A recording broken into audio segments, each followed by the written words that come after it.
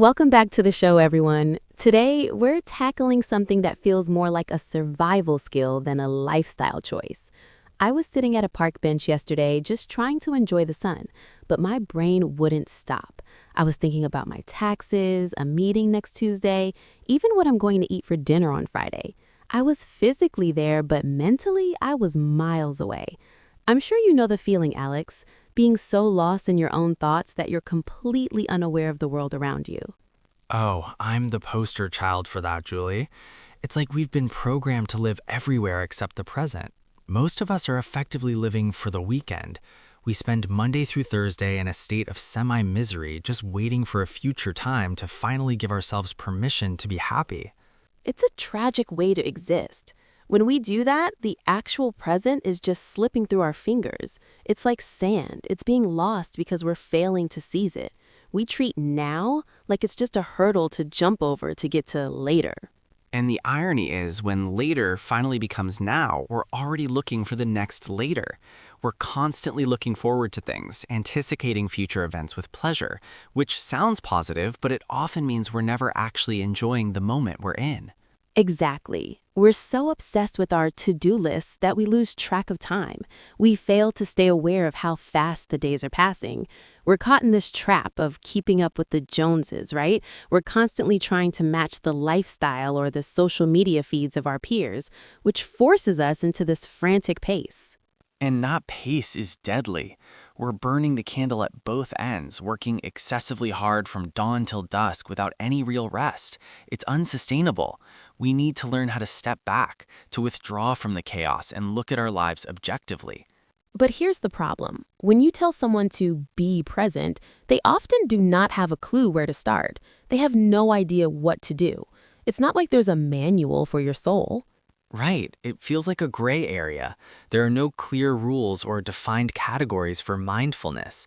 It's a messy, unclear situation, and because it's unclear, people often get the wrong end of the stick. They completely misunderstand what it means. Oh, definitely. Or they get hold of the wrong end of the stick, another way of saying they've totally misinterpreted the message, and they think they have to quit their job and move to a cave to find peace. A cave would be nice, but it's not practical. The truth is, you have to get the hang of it right where you are. It's a skill you learn how to do well through practice, like playing the guitar or cooking. But we're so impatient. We jump to conclusions after one bad meditation session. We decide too quickly that this doesn't work before we actually know all the facts. Or we leap to conclusions, same thing, just faster, and assume that because our mind is noisy, we are somehow bad at being human. We need to learn to read between the lines of our own thoughts. You have to understand what your anxiety is actually saying, even though it isn't stated openly. When you start to pay attention, you can put two and two together. You correctly guess the truth about your stress from the small pieces of information your body gives you, like a tight chest or a short temper. Just be careful you don't put two and two together and make five. That's when you take a small bit of information and guess something much more dramatic or exciting than the truth. Like, my boss didn't say hi to me, so I'm definitely getting fired and I'll be homeless. That's making five out of two and two. I am a professional at making five. I can turn a missed text message into a life-ending tragedy in 10 seconds. But that's why we have to take these ideas on board. We have to truly understand and accept the suggestion that our thoughts aren't always facts. It's a lot to get your head around, though.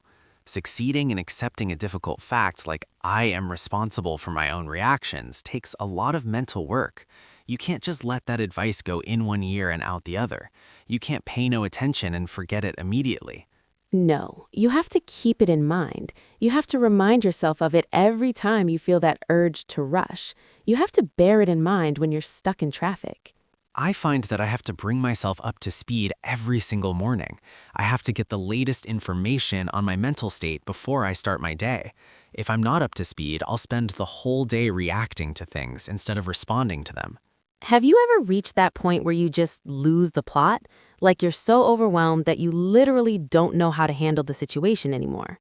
Oh, last Tuesday, I was so stressed I felt out of my mind with worry, just extremely anxious and sad. I think my roommates thought I was off my head. acting completely foolish or strange because I was so sleep deprived. When you're in that state, your memory just evaporates. I get a mind like a sieve when I'm stressed. I forget names, dates, where I put my keys. Everything just falls through the holes. I have a brain like a sieve too. It's embarrassing. I'll be in a conversation and the word I want is right on the tip of my tongue. I know it, I'm almost about to say it, but I just can't grab it. And then you rack your brain for 20 minutes trying to remember it. You're thinking so hard your forehead hurts trying to pull that one piece of information out.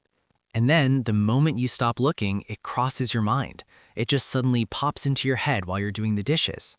That's why I've started trusting my gut reaction more.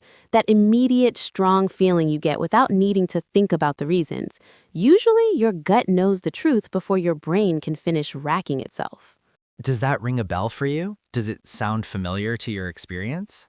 It totally rings a bell. It's like my subconscious is up to speed while my conscious mind is still trying to get the picture. So, how do we make the most of this short life? How do we use our time to the best advantage? I think it starts with a wake-up call. Sometimes it's a big event, like a loss, that makes you realize you must change. But it can be a small wake-up call too. Just a moment of realizing you haven't seen your kids' faces all week because you've been staring at a screen. It's time to turn over a new leaf, Julie. We need to start behaving in a better, more present way. We need to stop just hanging out in our lives, spending time in places without actually being engaged. That gives me some real food for thought. The idea that we can be physically present but spiritually absent is chilling. I'm not just saying that off the top of my head either. I've really been thinking about it. It's not just a random immediate reaction, it's a considered opinion. I'm glad we're having this chat. It helps me get the picture.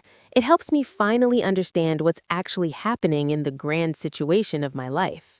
We need to put away our distractions, literally take the phone, place it in its storage spot, and leave it there. We need to stop hurrying through our coffee, our walks, and our conversations. If we don't, life will just pass us by.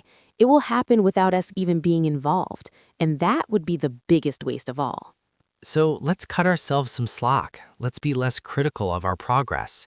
If we get distracted, we just come back.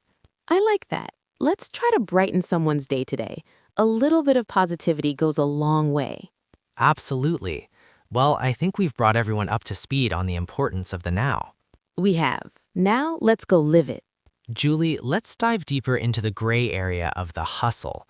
Why do we feel like we're failing if we aren't burning the candle at both ends? I think it's because we jump to conclusions that our worth is tied to our output.